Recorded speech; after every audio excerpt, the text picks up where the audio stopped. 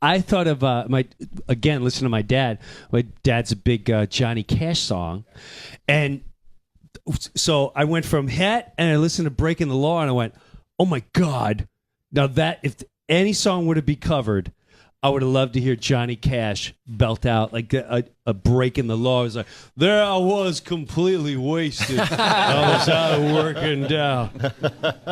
Well, when he covered her, 9 Inch Nails, yes, that just goes to show you if you've got a good song, it'll take any kind of interpretation. It's like when we covered Green Man Alicia, for example, or Better By You, Better Than Me. There are millions of songs out there that are good enough to take any kind of treatment.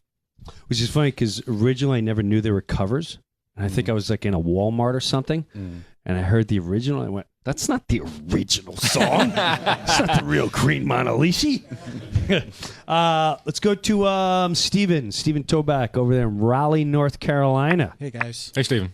So tribute bands are pretty popular these days, picking one band and dedicating themselves to the look and sound of that band, keeping your music in front of your fans. I'm actually in one of those bands called Breakin' the Law out of North Carolina. Awesome. As I mentioned, we're doing Redeemer of Souls right now. We're promoting Beautiful. for you guys.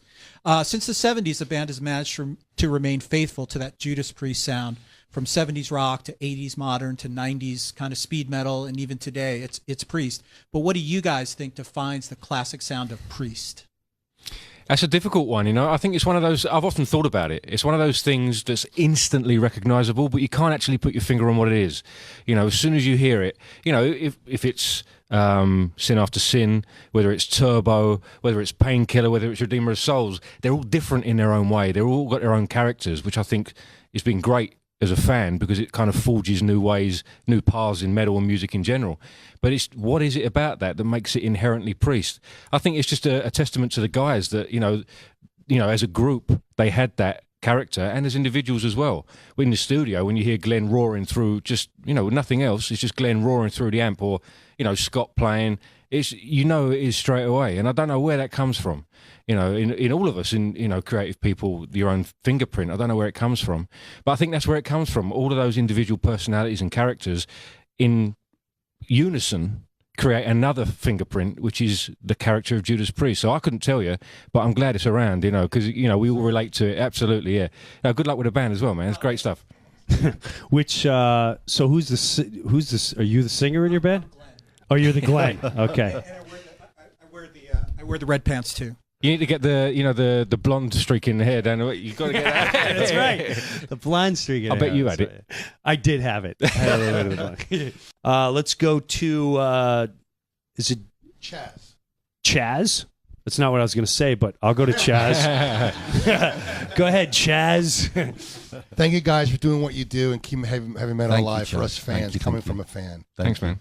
Whose idea was it to perform on American Idol?